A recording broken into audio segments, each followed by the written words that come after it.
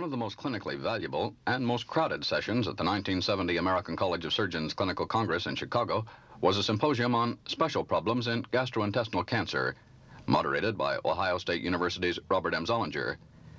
Many doctors were turned away from the packed auditorium, but now via Audio Digest Surgery, Volume 17, Number 22, you have a front row seat to hear 7 nationally known surgeons discussing, among other things, extent of resection in gastric cancer, hepatectomy for tumors of the liver, chemotherapy, electrocoagulation for rectal cancer, and management of polyps. And now, Moderator Zollinger to open the symposium. This is a very distinguished panel. We're all looking forward to hearing their comments.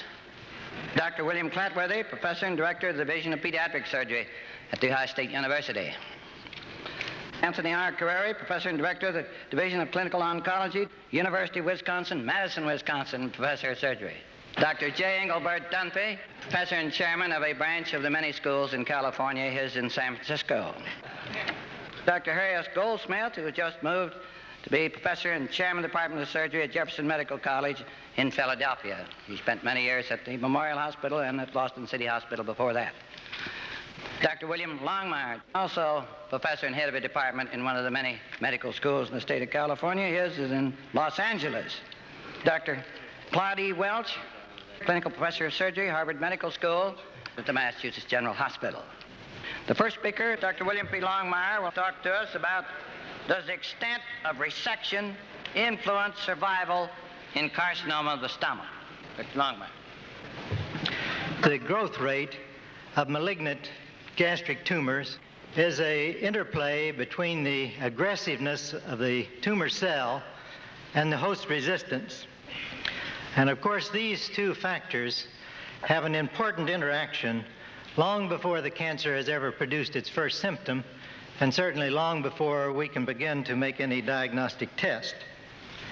The historical records over the last 89 years since Bill Roth performed the first gastric resection for excision of a carcinoma of the stomach clearly indicate that this malignant tumor is no longer a local disease when first diagnosed in over 55% of the cases.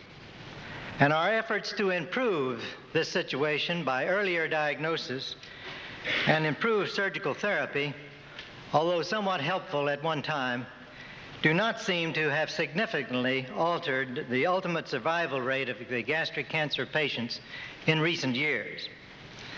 The fact that a high percent of these patients do not have localized disease when they're first diagnosed is emphasized because obviously the extent of local treatment or the extent of the gastric resection is not going to significantly affect the course of the malignant growth, either due to the age of the tumor or the suppression of bodily defenses has already spread to other parts of the body before the diagnosis is made.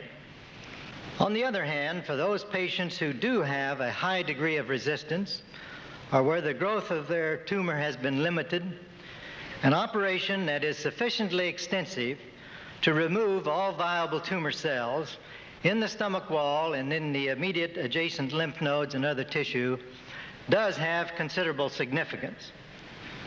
From the practical standpoint, then, we are therefore faced with two dilemmas. First, we have no practical way at the present time of determining the host resistance and the tumor aggressiveness.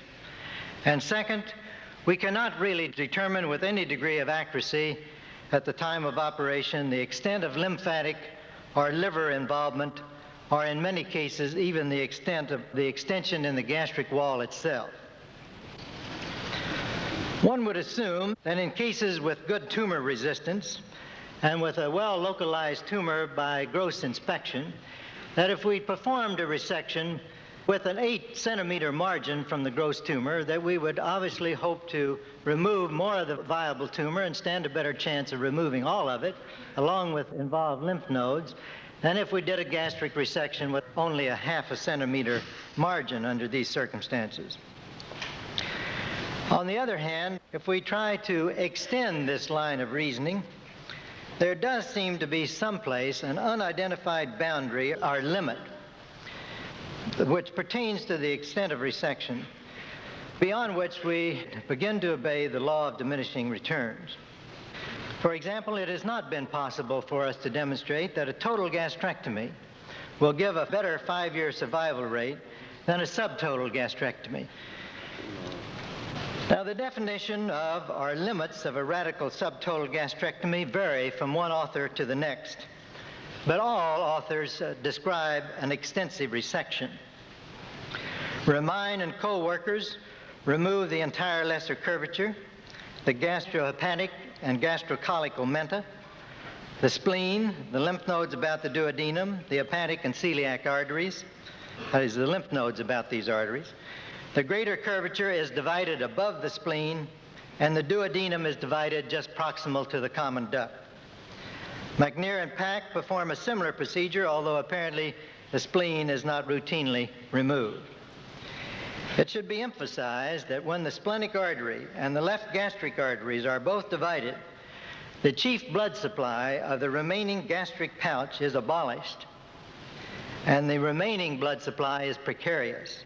This gastric remnant should not be widely mobilized or freed from its bed, lest the remaining phrenic and retroperitoneal collateral circulation be damaged and the gastric remnant become gangrenous. Such extensive operations have been accompanied by an increase in the operative mortality rate.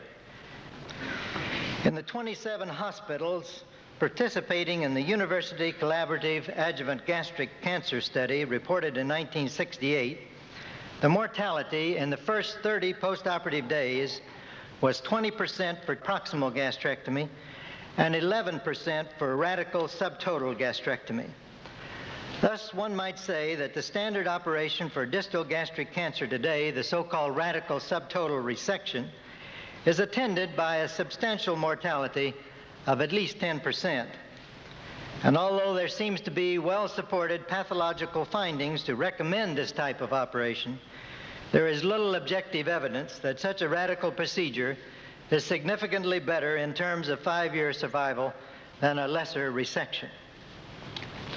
A total gastrectomy was given a rather brief trial some 20 to 25 years ago in a few clinics as a routine method of treatment for cancer of the stomach. And despite a marked improvement in the operative mortality for the procedure, it continued to be more risky than subtotal resection. The postoperative complications were more frequent and severe, and the survival rate was not significantly improved. In recent years, total gastrectomy has been frequently employed and is recommended in rather restricted cases for those gastric malignancies without evidence of distant spread, but where the tumor involves practically the entire stomach wall, making resection by any other means virtually impossible. Grossly involved lymph nodes must also be restricted to the nodes in the primary drainage area that will be removed with the total resection. Combining the resection of other organs with total gastrectomy, such as a partial pancreatectomy, segmental colectomy, or liver resection, was also given a trial and has generally been abandoned except in quite specialized cases. Although remarkably good operative mortality rates have been reported in selected series of total gastrectomies, the going mortality for this procedure in most hospitals is probably somewhere around 15 to 18%. The 5-year survival will, of course, depend entirely upon the selection of patients, but the best reported series gives somewhere around 10 to 15%. Koch and his associates, in considering the proximal carcinomas of the stomach, have recently presented their management of patients with carcinomas in this area. None of their patients survived 5 years following a proximal subtotal gastric resection for this condition, whereas 10 of their 29 patients lived 5 years or more following treatment with total gastrectomy. The operative mortality for the overall series was 28%, but they did point out that on patients under 60 years of age, their mortality was only 9%. Now, this concept, of course, needs further substantiation, but total resection might well turn out to be the operation of choice for lesions, at least in the gastric cardia. Pissarro has recently reviewed the records of 420 patients with gastric malignancies treated at the Wadsworth VA and UCLA hospitals. The average period of survival of the 151 patients who underwent exploration and biopsy or bypass was 4 months. The subtotal resection for cure gave an average of 34 months survival, and for palliation, 10 months. When it was thought it was being performed for cure, 34 months. Total gastrectomy was no better as a palliative procedure than bypass or biopsy.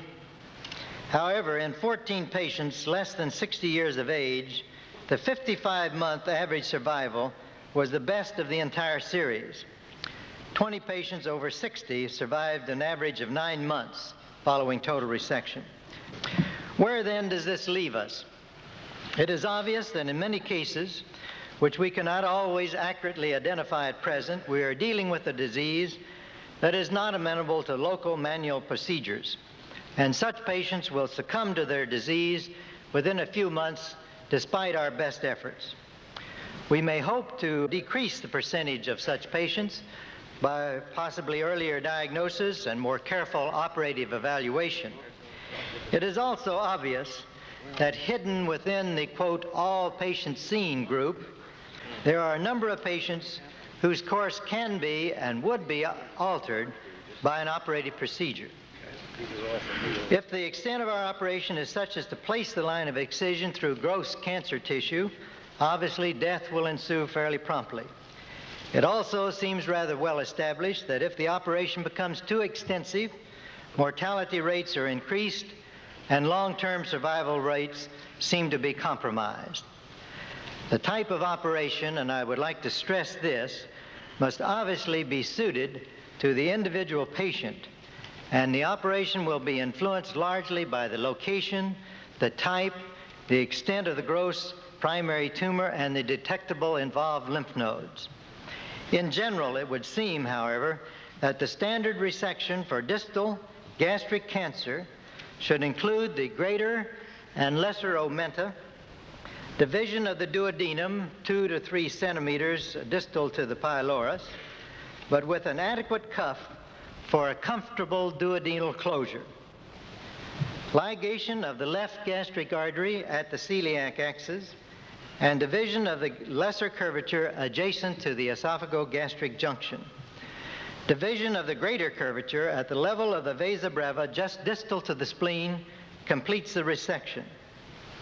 Within such limits, a maximum resection of a gastric wall and primary lymphatic drainage is performed without making duodenal stump closure or gastrojejunal anastomosis unusually difficult and thereby potentially hazardous. Minimal trauma occurs to adjacent organs, and widespread secondary lymphatics are not laid bare.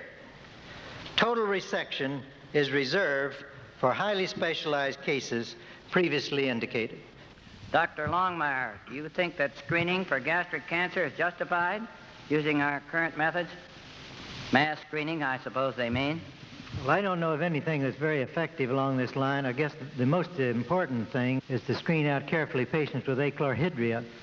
I think that there was a campaign that was tried some years ago of the upper GI series in this country, which was not very successful, although I believe, if I'm not mistaken, this has been used more actively in Japan, where gastric carcinoma is much more frequent than it is in this country. And in some places where they've had a good deal of experience with gastric cytology, this has been found to be of considerable help. Well, how about, Dr. Longmire, somebody wants to know whether you ought to include splenectomy as part of subtotal gastrectomy for carcinoma of the stomach. Well, I think this depends a lot on the location of the lesion, of course. It's been shown in many studies that that's one of the primary lymphatic drainage areas. But, of course, when you add splenectomy, it adds a great deal to the operation. It usually means one has to mobilize the tail of the pancreas. You bear a lot of additional area. And I think that probably one of the troubles that we get into when we get in the larger operation is that there are two factors that are best correlated with 5-year survival rates of carcinoma of the stomach. One is lymphatic involvement, and the other is serosal involvement. And when you get serosal involvement, then the manipulation of the stomach and the tumor in a prolonged procedure becomes a very important factor. And I think that this is one of the reasons that some of the results with lesser procedures are giving better results now than the more extensive ones. Next presentation by Dr. William Clapworthy, evaluation of hepatectomy for primary and metastatic tumors of the liver in children. Dr. Clapworthy. Children who present with liver problems of a neoplastic type generally show up with an asymptomatic mass, which appears in the epigastrium, usually moves with respiration, rarely is transilluminatable, and is in most instances localized to the liver without any evidence of distant disease at the time the diagnosis is made. Do not palpate this abdomen. We've had a couple of these tumors that have been ruptured during the process of being studied physically in the hospital, and this is indeed a not uncommon cause of death in very cellular hepatomas in children. The age group that you're going to be dealing with in hepatic tumors is primarily in the first year of life, with a few in the second, a few less in the third, and then a sort of a scattering. But basically, childhood neoplasm is a disease in very early infancy. You don't see very many children with cirrhosis of the liver and adult-type hepatocarcinomas. The workup of these patients conventionally today in children can be essentially that's carried out in adults. Scans are useful. X-ray studies, including arteriography, are valuable. The vena cavograms are of value and are readily accomplished in conjunction with an infusion pilogram, and will demonstrate whether or not there's invasion of the vena cava by the hepatic neoplasm. Generally, when one is unfilled, you don't know what you're dealing with, and we don't feel that these are as good to determine operability today as we used to consider them, feeling that they can be misleading, and with the exception of the occasional patient who has actual neoplasm within the vena cava, it's difficult to determine from the vena cavogram whether or not the patient is indeed operable or not. The secondary liver tumors are worth some consideration. We've only had about 13 cases that we have been called upon to treat, and most people, I think, consider that metastatic hepatic malignancy is bad news, and generally it is. We've had 5 Wilms tumors. 2 have been resected. All have died of other tumor. We've had 5 neuroblastomas, 2 malignant teratomas, and 1 adenocarcinoma.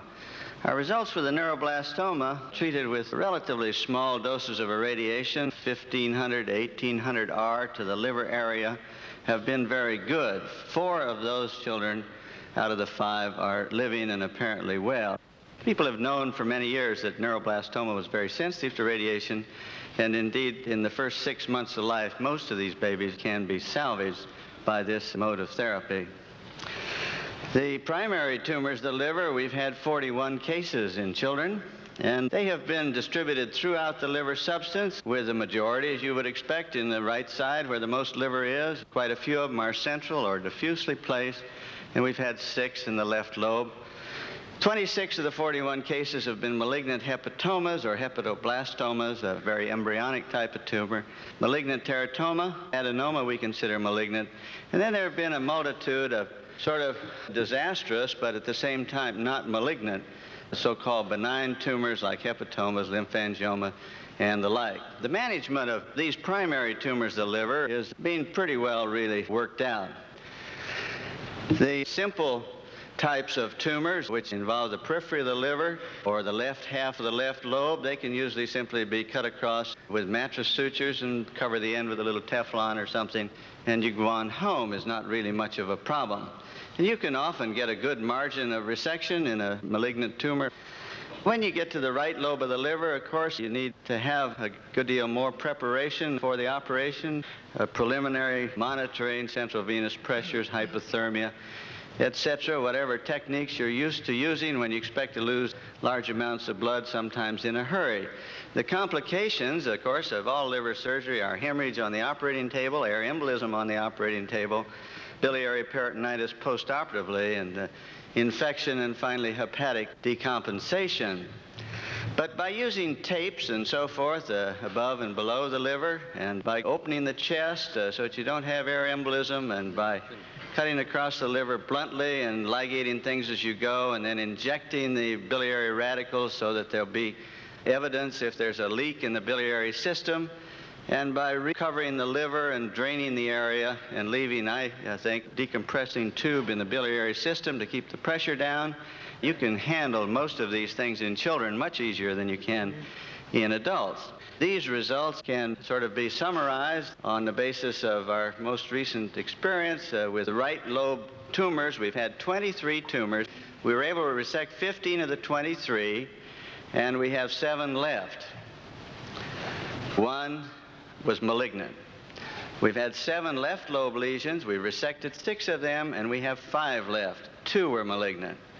In the central areas, we only have 1 success with resection, and in the diffuse areas, we only have 1 success in the primary tumors. Certainly, this suggests that there is some virtue in undertaking surgical exploration of all of these children with a setup appropriate to go ahead and deal with the problem effectively and as safely as you can. And even in the most malignant of tumors, the hepatomas, about 1 out of every 5 children that we have operated on has apparently been cured. Dr. Clatworthy, how do you get nice vena cavograms? You got any special technique about it? We do use a tourniquet on the leg and inject the dye in the leg so that what concentration of dye do you use? Through as a bullet. I think it's 50%. And you use a fairly good dose, about 25 cc's in, say, a 3 or 4-year-old child. And then after it's all in the leg, you snap the tourniquet off, and the whole bolus goes through like that. Oh, you mean you inject it with the needle down toward the foot? No, up in the saphenous. Oh, in the saphenous, yeah. We leave that IV in usually for the operation. They get thrombosis of their veins? Nope. Dr. Clatworthy, give your opinion on transplantation of the liver for hepatoma extending to the right and I think it means middle lobe. Have you ever transplanted the liver? No. You just cut it out but wouldn't transplant, is that it? Dr. Lilly tells me that they have now 2.5-year survival and a 1-year survival in Starsel's group. Mm-hmm. This is better than it was 2 years ago. Mm-hmm. I think they should be radiated and then you should re-explore them. What do you mean, radiate a hepatoma? Radiate the area of the unresectable tumor, probably with actinomycin D adjuvant. How much radiation would you give? About 3,500 hour after a course of actinomycin. I thought you were afraid to radiate children. Did something to their bones and so forth. No? Radiation is well tolerated by children if it's within a reasonable dosage schedule, and I think this is worth doing because there have been a couple of cases that became operable. All right, we'll continue on with the discussion of evaluation of hepatectomy for primary and metastatic tumors in adults by Dr. Harry Goldsmith. Some figures were compiled when I was at Memorial Hospital, Dr. Eldemiri, Dr. Huvos, and Dr. Foote, and these recent from Memorial Hospital. In primary malignant tumors, we had 137 patients over a 20-year period. And interestingly enough, of the 137 patients, 41 of these patients already had metastases by the time they were operated upon. 14 of these patients already had intra-abdominal spread, and 81 of these patients had their disease localized to their liver. Unfortunately, only 32 of these patients was the lesion confined to the one lobe. And it's a shame that there were so many of these patients that were borderline that we couldn't have operated upon. And I'm just wondering, of this number, how many of these patients were very close to being in that middle ground where there was questionable whether they should or should not have been operated upon. Now, of the 137 patients, there were 105 patients that were not resectable for the reasons we've just mentioned, and there were 44 that nothing was done. Of these, when you do nothing to a patient with liver cancer, you know within about 6 months they're going to be dead. And I'm not aware of any patient in the literature who survived 5 years with nothing being done. As far as radiation therapy was concerned, most all these patients were dead within a year. And I was pleased to hear what Dr. Clatworthy had said about these children being improved with radiation. However, we did not have this experience. Radiation with chemotherapy, the same situation. There was nothing that we could actually be proud of at the time. When you just treated these patients with systemic chemotherapy, again, very poor results and very discouraging for both the patients and the physicians.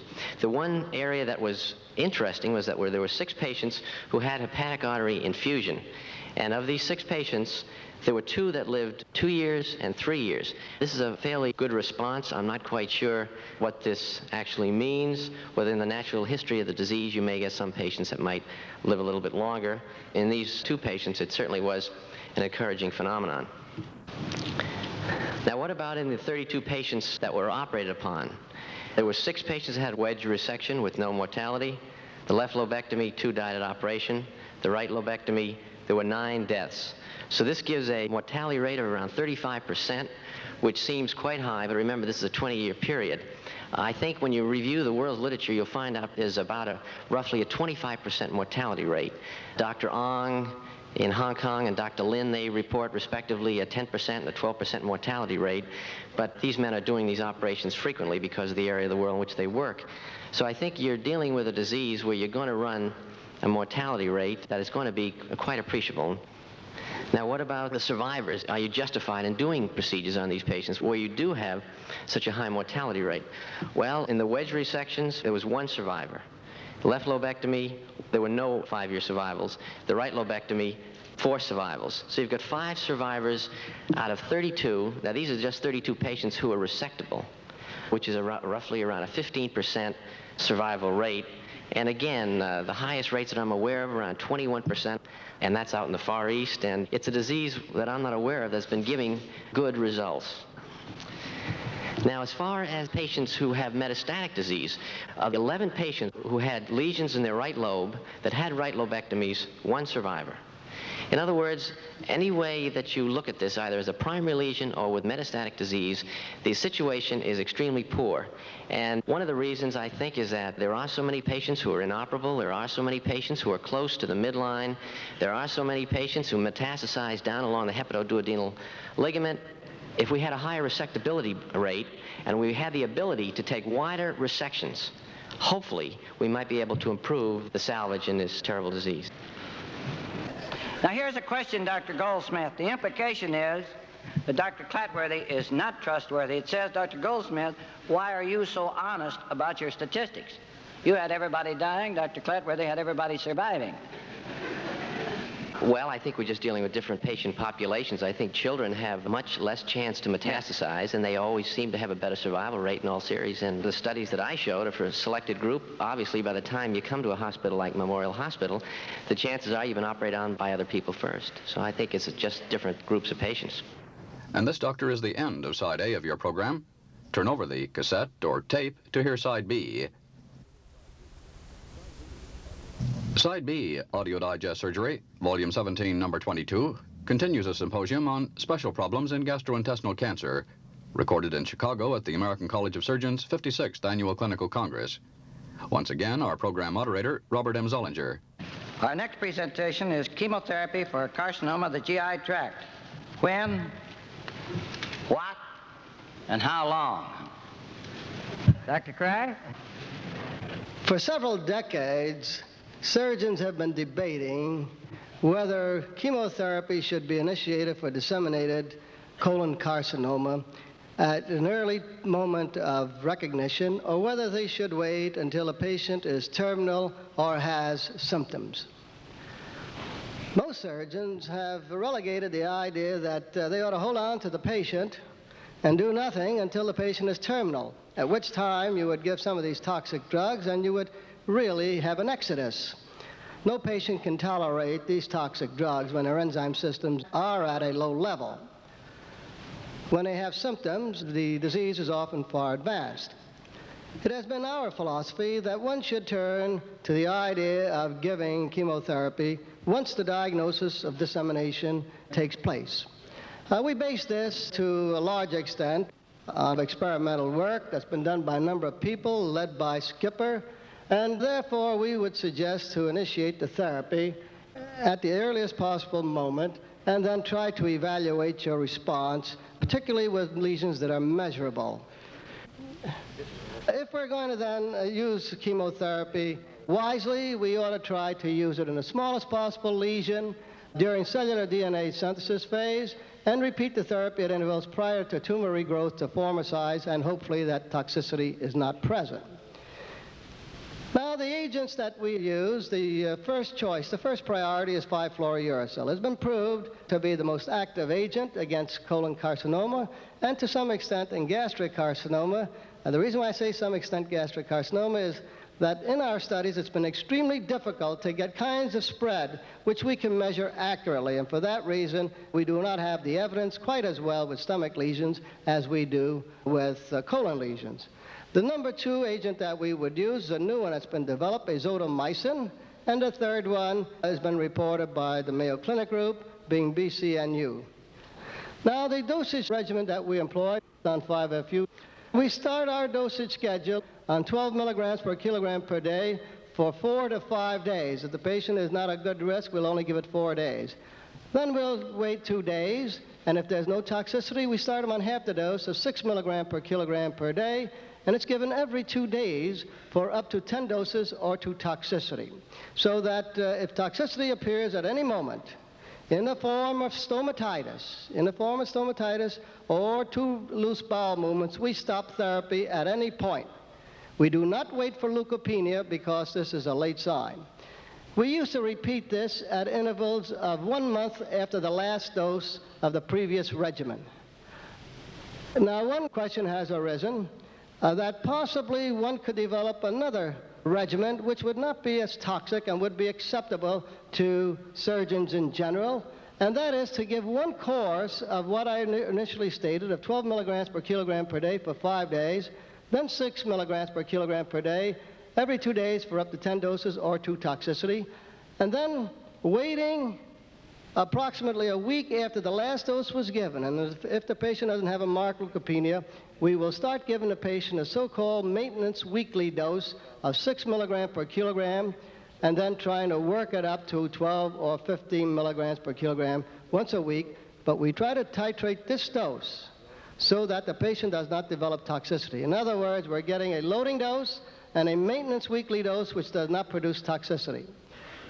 Recently, it has been suggested that instead of even giving this loading dose, that we only give 5-FU as 15 milligrams per kilogram per week and titrate this to just below toxicity, and this would be the regular regimen for the patient.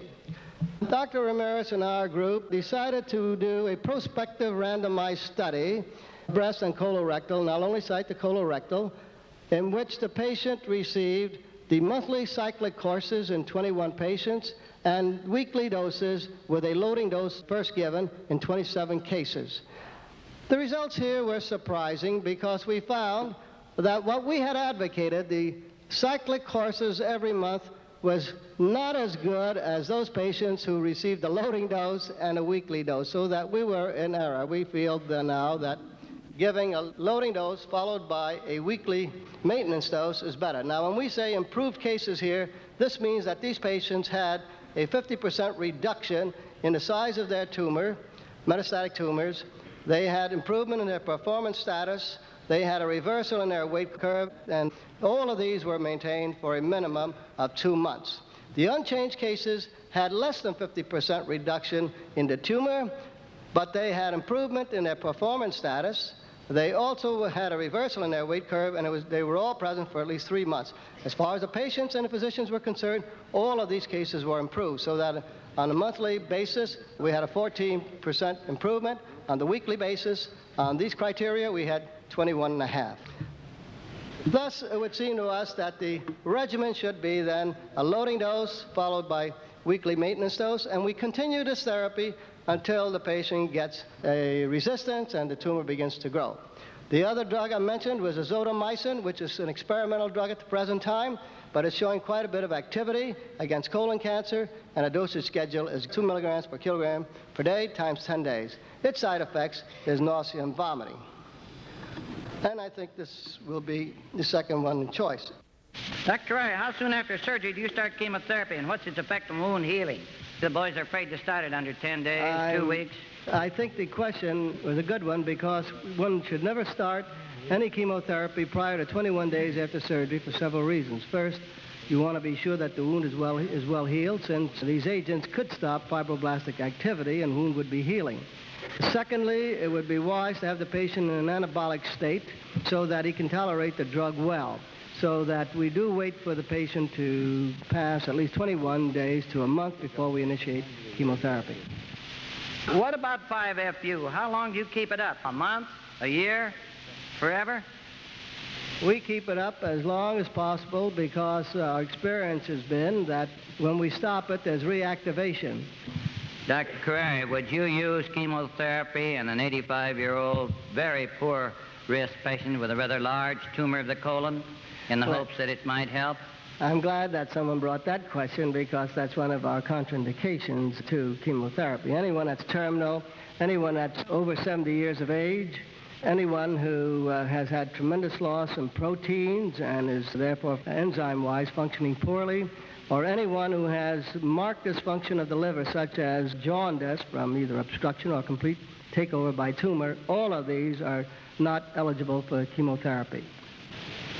Dr. Dunphy has had a long interest in cancer of the rectum, and his title today is To Burn or Not to Burn. Anyone interested in the history of the surgical treatment of cancer could not help but see the wheels turning. We've based empirically our treatment of cancer on the concept that if you can cut it out, you can cure it. It's interesting that when Halsted presented his results in the treatment of cancer of the breast before the American Surgical Association, 1890, he had 127 cases. 3 years was the longest follow-up. And on the basis of that presentation, radical mastectomy became the standard operation in the Western world for the next 2/3 of a century. Even to question it was to be ostracized from any decent surgical circle. Most people don't realize that the day Halsted presented the paper, Rudolph Matas from Louisiana said this is a lot of hogwash. He said there's no such thing as a radical operation for cancer, and it's ridiculous to talk about it. And he pointed out that using in his hands what we would call today a modified radical mastectomy, he had had better results than he had with the Halsted operation. But then he said, because it is a bigger operation, I suppose it must be better, and we'll have to do it. Now, the same thing is true of carcinoma of the rectum. We don't have a lesser operation yet, but some years ago, Alfred Strauss in this city began treating carcinoma of the rectum by electrocoagulation. Now, this, in his view, was, he thought, a biological operation. He heated the tumor, he destroyed it by electrocoagulation, but he did not remove it. And he theorized that the tumor shed particles of dead cells into the circulation, and this stimulated an immune reaction. And he had some patients in whom the tumor remained persistent for many weeks and then disappeared at the end of several months. And he argued that this was the patient's own resistance destroying the tumor. His actual published results in 5-year arrests were not very different from the standard abdominoperineal procedures, except he had a lower initial mortality, although the operation was not without risk and without complications. Now, there's a revival of interest in electrocoagulation, and Dr. John Madden, before the American Surgical Association, made the statement that he thought electrocoagulation was the procedure of choice, at least the initial procedure of choice in the treatment of carcinoma of the rectum. It seemed to be going a little far on the basis of what was a relatively small experience. His present figures, 41 operable patients, and he has 28 patients that are living well and free of disease, 68%. Of course, he doesn't know how many of these may have had nodes involved. Follow-up 1 year up to as long as 16 years. Perhaps of more interest is he had 28 patients that were deemed inoperable, of which 9, or 32%, are living and well in the sense that they are able to work and carry on their job. Follow up one patient over 10 years that he initially started to treat the patient with electrocoagulation, deeming that it was to be a purely palliative procedure. I've been interested in this form of treatment, but I've been very cautious and hesitant to apply it very widely. I initially treated 2 patients some years ago, both of whom had retrorectal recurrences within 6 months and subsequently had an abdominoperineal resection. One patient already had metastases in the liver. The other patient I treated that way because she was very aged. She was well in her 80s, and she died of other causes at about 3 years. Well, all together in the California area, among our clinical faculty in the Scarborough group, we've treated about 17 patients in the last 3.5 years.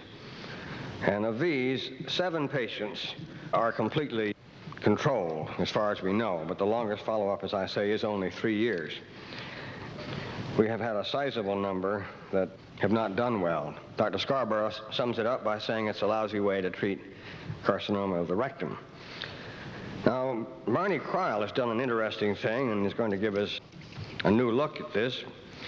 He discovered that the late Dr. Tom Jones treated carcinoma of the rectum by electrocoagulation in secret. He never told anybody very much about it, never talked about it, and never published his results because he was ashamed to do it. Of course, it was sinful. But on some poor-risk patients, on some older patients, and on patients who refused a colostomy, he treated a series of 31 patients between 1952 and 1964. And I've just received the present follow-up. These are 31 patients that they've been able to trace thus far. 60% lived 5 years. Only 20% of that group had the disease controlled if the tumor was initially a large tumor. In small tumors, that is less than 2.5, 3 centimeters, 57% 5-year arrest, and 40% had the tumor completely controlled as far as could be told by local examination. The survival rate is interesting because you see it's just about as good as abdominoperineal resection.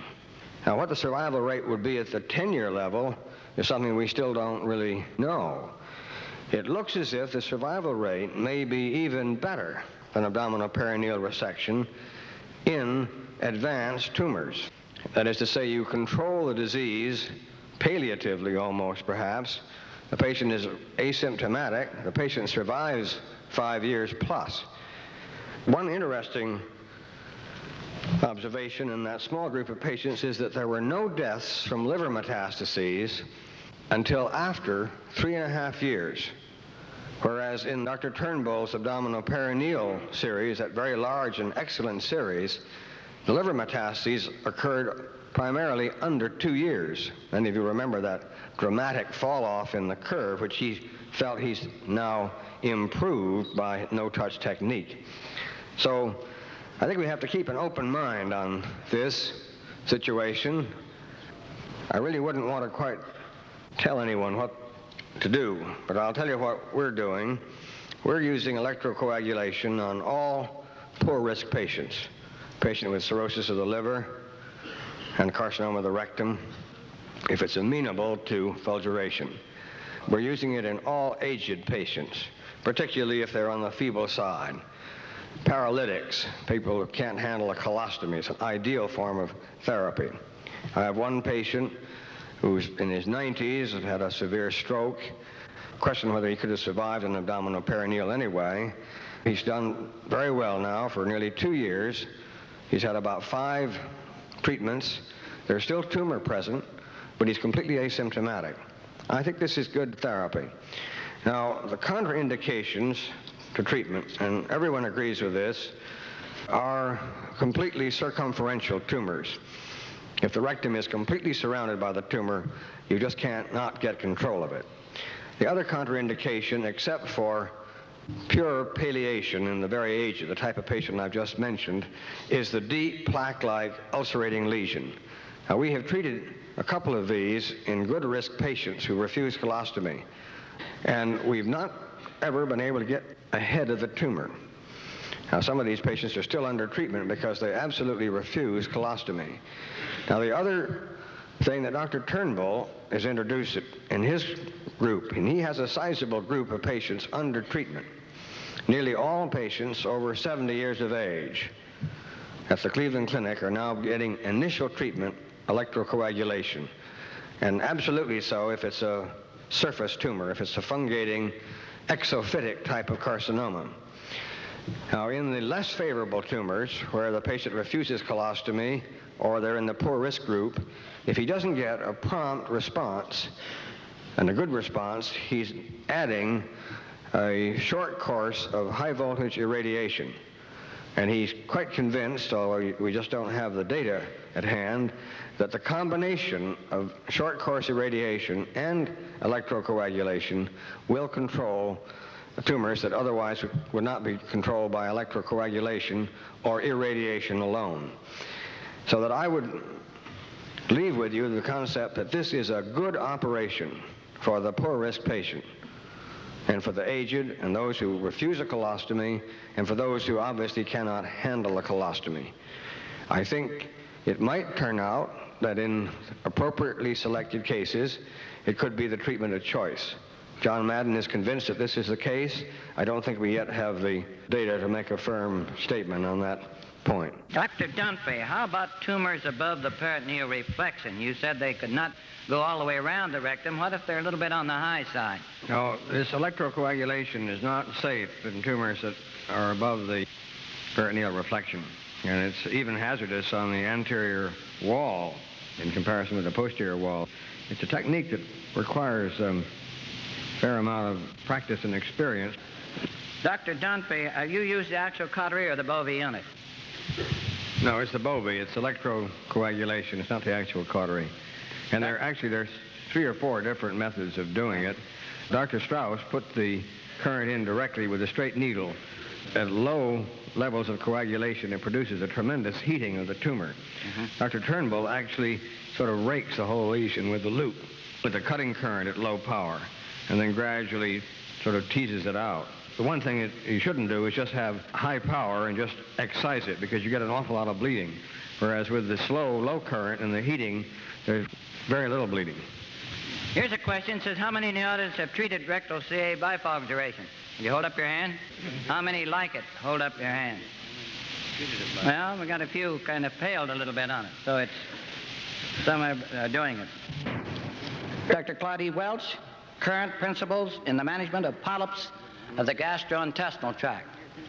I'm going to restrict myself quite considerably, and we're going to talk about polyps of the colon and rectum.